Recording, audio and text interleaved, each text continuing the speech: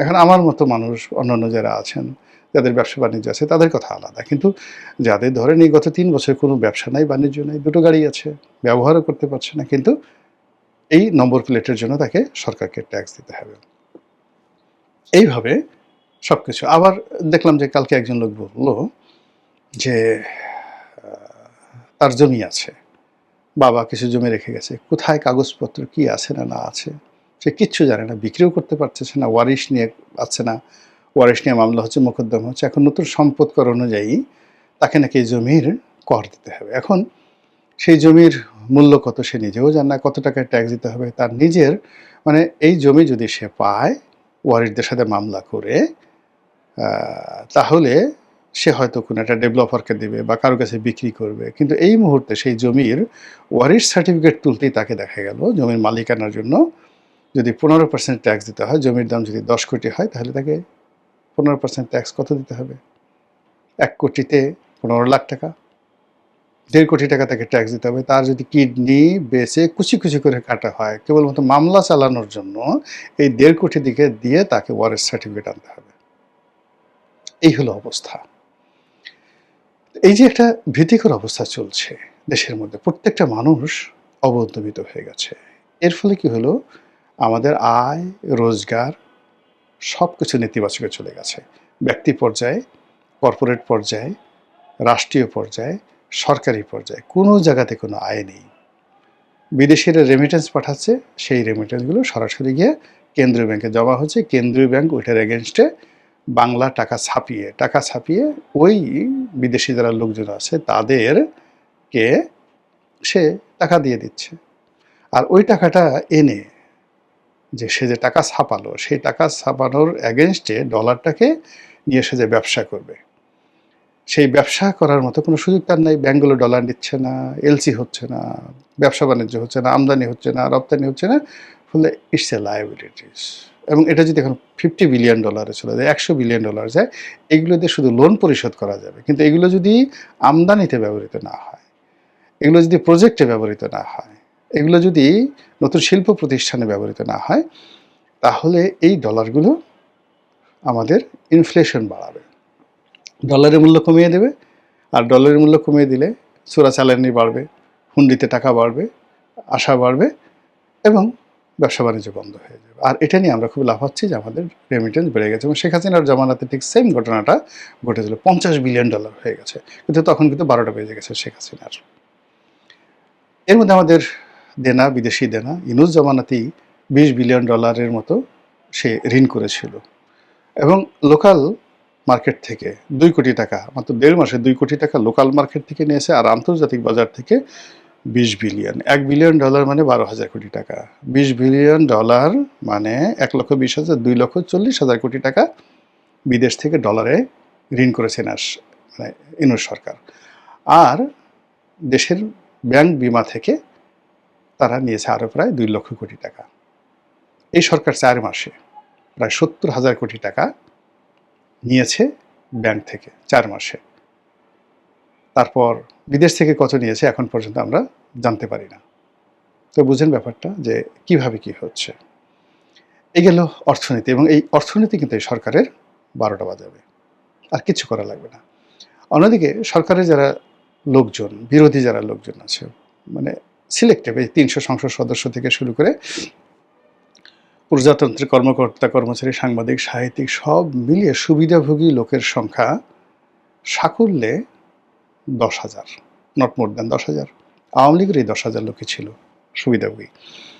এই 10,000 লোক লুটে পুটে সারা বাংলাদেশ অতীতে খেয়েছে, এখনও খাচ্ছে, এবং অতীতের চাইতে এখন বেশি করে খাচ্ছে।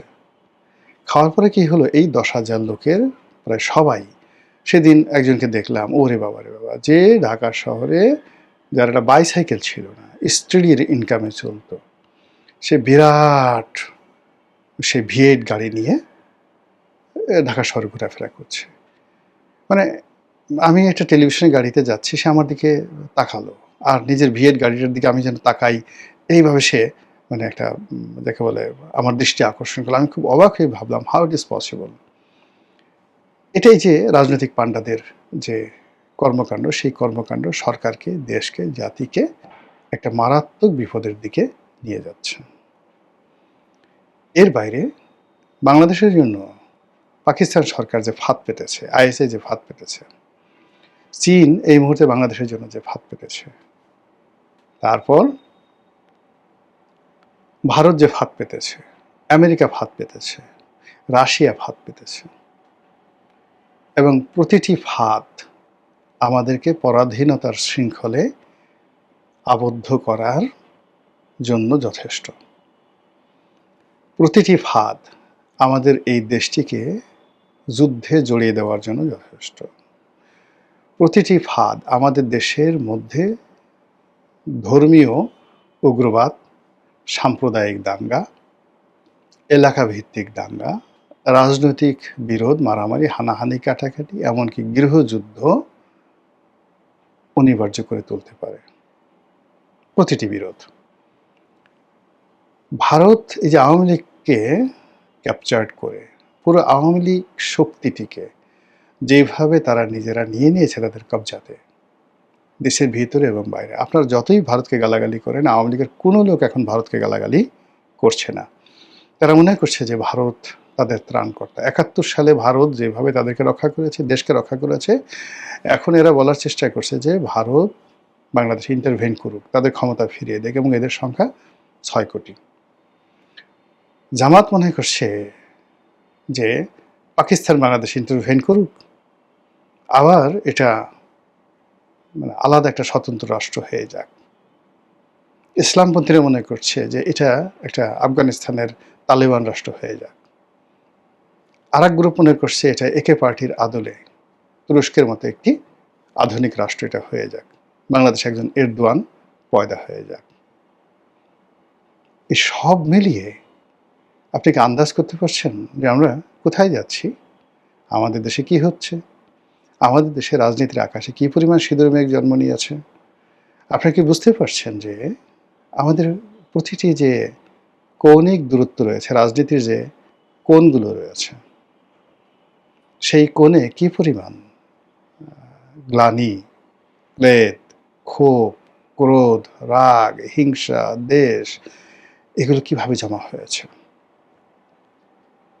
আমাদের এই যে অতি ভালো ভালো না, এই যে এখন পার্লামেন্টে সরকারি দল এবং বিরোধী দলের মধ্যে যে অভিনয় চলছে, কিংবা যে খিস্তি খেউড় চলছে, কিংবা যে রাজনৈতিক মহড়া চলছে, আবার রাজপথে যা কিছু হচ্ছে দিনের আলোতে এবং রাতের আধারে, অফিস পল্লীতে যা কিছু হচ্ছে, সচিবালয়ে যা কিছু হচ্ছে, শেয়ার মার্কেটে যা কিছু হচ্ছে, শিল্পাঞ্চলগুলোতে যা কিছু হচ্ছে, একটা সূচকে কি আপনি দেখাতে পারবেন যেটার উপর নির্ভর করে আপনি চোখ বুজে সময় কাটাতে পারেন? আমি তো পারছি না। মহান আল্লাহ জানেন আমাদের তকদিরে কি আছে। আল্লাহ আমাদের সবাইকে হেদায়েত দান করুন এবং হেফাজত করুন। আসসালামু আলাইকুম ওয়া রাহমাতুল্লাহি ওয়া বারাকাতুহু।